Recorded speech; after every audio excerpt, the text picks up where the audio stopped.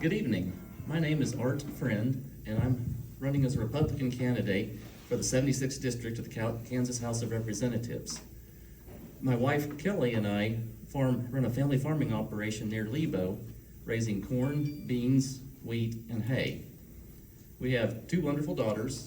Our oldest is an emergency room nurse, and our youngest will be a junior in high school next year. I currently serve on the Coffee County Planning and Zoning Board.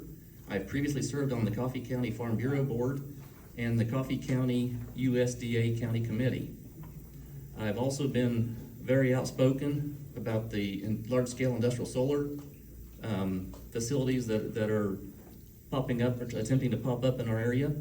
There are now 4, maybe 5 of these large-scale industrial solar facilities proposed in our district between Eastern Lyon, Coffee, and Southern Osage County. I wrote several editorials in the newspaper. Some of you may have even read them. About my education, I graduated Lebo High School. I went on to Hutchinson Community College, where I graduated with dual degrees in ag diesel mechanics and farm and ranch management. After college, I worked in the road construction industry for a highway seeding company, worked my way up to project manager.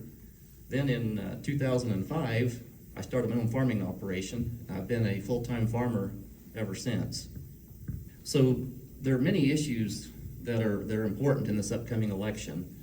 I think one of the biggest on everybody's mind is property taxes, property tax reform, and budget issues. And it is my stance that before we would have any kind of tax increase, we need to look at where we can cut or reduce spending before we pass on any kind of tax increases. I'm a farmer. Farmers are frugal by necessity, and I'd like to use this frugality at the state level.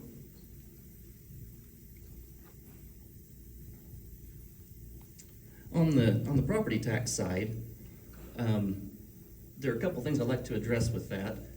One is the way this many of you know how the system works, but the county appraiser appraises your residents by prior and recent sales. Then the Kansas Constitution states that they take that appraised value times 11.5% to get the assessed value, and that 11.5% is in the Kansas Constitution. Then they take that assessed value times the mill levy to get your property tax amount. And so what happens is then the state requires the county appraiser to have the residences in the county appraised at between 90 and 110% of actual sale prices for your local area. The issue, though, is some counties apply this differently than others. There are some counties in the state that are in the 70 percentile range, while others are up over 90 or 100%. So there is some issues there at the county level on residential property taxes.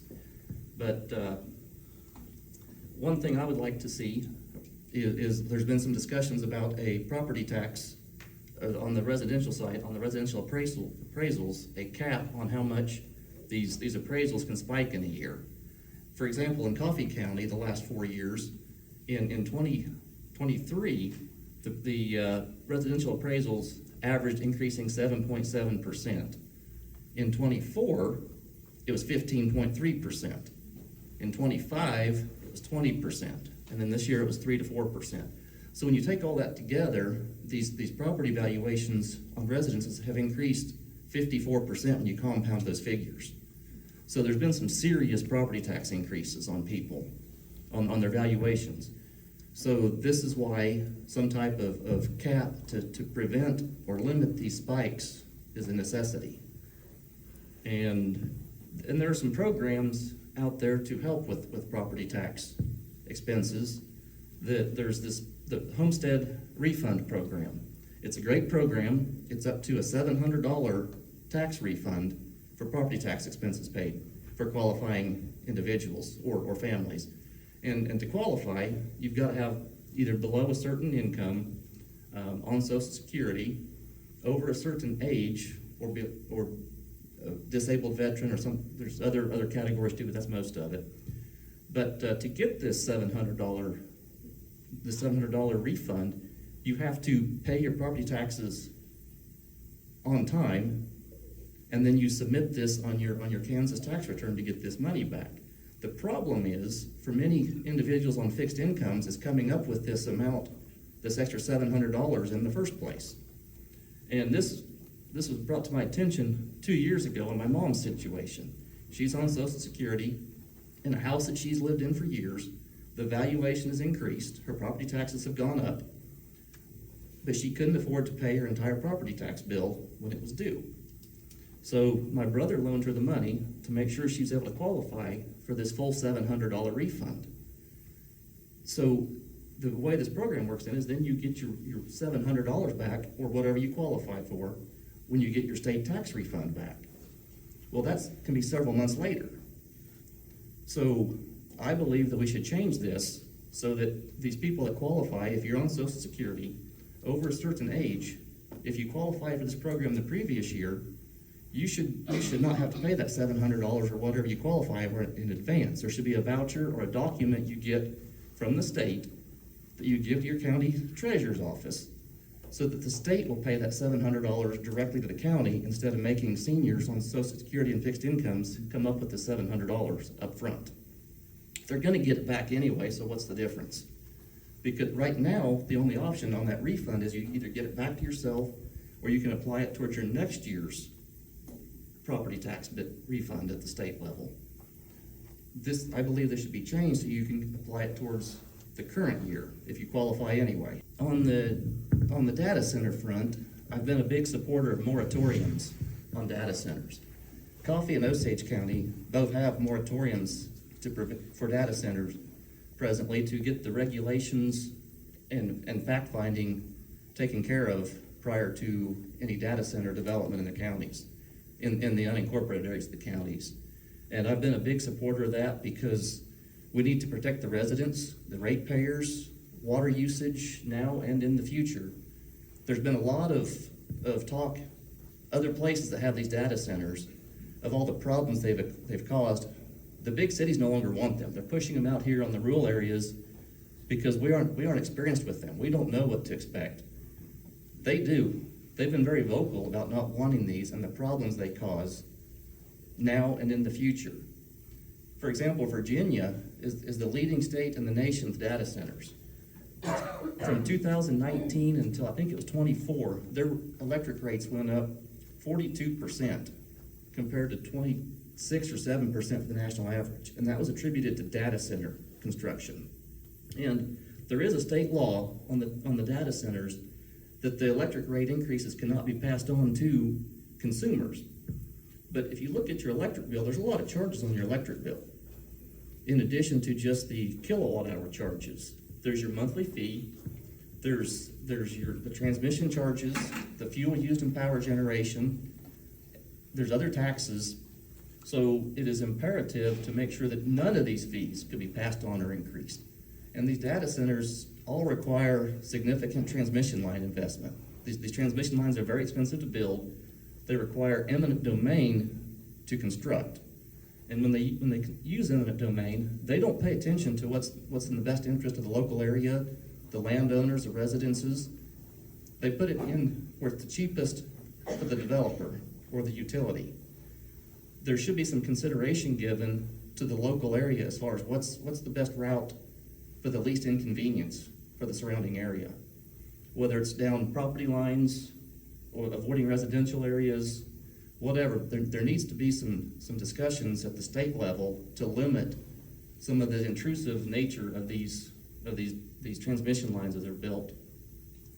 And where we have data center development, large-scale industrial solar farms tend to follow suit. As you can see, there's talking now one here in Lyon County that popped up about the discussion popped up about the same time the data center discussion did. And like I said, there's now 5 of them proposed in our district. These are large scale, that takes up enormous acreages, that the land use needs to be questioned on these. They do have decommissioning bonds, but we all know here in eastern Kansas how thin our topsoil is. And as a farmer, it is very difficult to reclaim land to farm or raise grass on again once all the topsoil's been stirred up or washed off. And we talk about keeping our youth around here and keeping our youth involved in agriculture. So why would we take large tracts of land out of production that challenge, to increase the challenges for our youth to take on the next generation of farming or ranching operations? Also, Mother Nature is not kind in Kansas. We've all had our vehicles hailed on. We've seen tornadoes. We know the damage they cause. So why would we put something at large scale like this, with this kind of damage potential or problems that could affect the neighbors that are not participating in these leases? We're pushing a lot of the problems off on people that want nothing to do with these. And many people that live out in the country live out there because they enjoy the peace, the quiet, the scenery, the atmosphere. They didn't buy their house or built their house in the country to be surrounded by thousands and thousands of solar panels. It takes an enormous amount of solar panels to produce the wattage, the megawatts they're talking on this. On that proposed solar facility in Coffee County, they were talking about 1,000 megawatts of electricity. And Wolf Creek produces 12 to 1,300, so it's an enormous amount of power they're going to produce. And it takes 1.877 million solar panels, or 41 million square feet of solar panels, to produce that much electricity. That's 41 million square feet of panels that have a life expectancy of 20 to 25 years. Where will these solar panels be disposed of if they're decommissioned at some point in the future or replaced as technology improves? This is something we need to consider because we're talking about an enormous amount of potential waste and contamination down the road. And I also do not support the 10-year property tax abatements for these large-scale industrial solar farms. They're pushing these as economic development. If this is economic development, why are we taking the property tax revenue away from our local governments and putting it on the shoulders of ratepayers and citizens and residents in these areas? And on these data centers, I do not support the 20-year property tax, the 20-year sales tax exemption either. I would like to see that repealed. The reason this is so important is because the technology in these data centers don't last 20 years. It's like a cell phone or a computer. Technology improves all the time. So there's going to be a lot of change in components in these centers, and that's why they're pushing for this 20-year sales tax. We should not be strapping our communities and our state of the sales tax revenue. And I guess I'd like to kind of wrap up here with why I'm running. I think we have a really great area here. I'm proud to live here in this area of Kansas. I'd like my daughters to return here, one of my daughters to return here and the other one to stay here and raise their families. But there are challenges in this area that we need to address. And affordability and quality of life are two of the top issues I believe that we need to address. And property taxes and taxes in general on the affordability side and the quality of life, we need to keep our rural heritage and chase after responsible economic development, not the first thing that comes along and offers us a little money on the side. And something else I really support is tech schools. I think we need to support and push more students towards this tech school route. We have a wonderful tech school here in Emporia. There's others across the state that do a fabulous job of preparing students for a full-time career in high demand and well-paying occupations. So I think that is something at the state level we need to make sure we fully support and encourage us at the high school level as well, because a lot of these students are getting great career training at the high school level and can even leave high school and get a good paying job and not have the high student loan debt that some other degrees will leave a student with.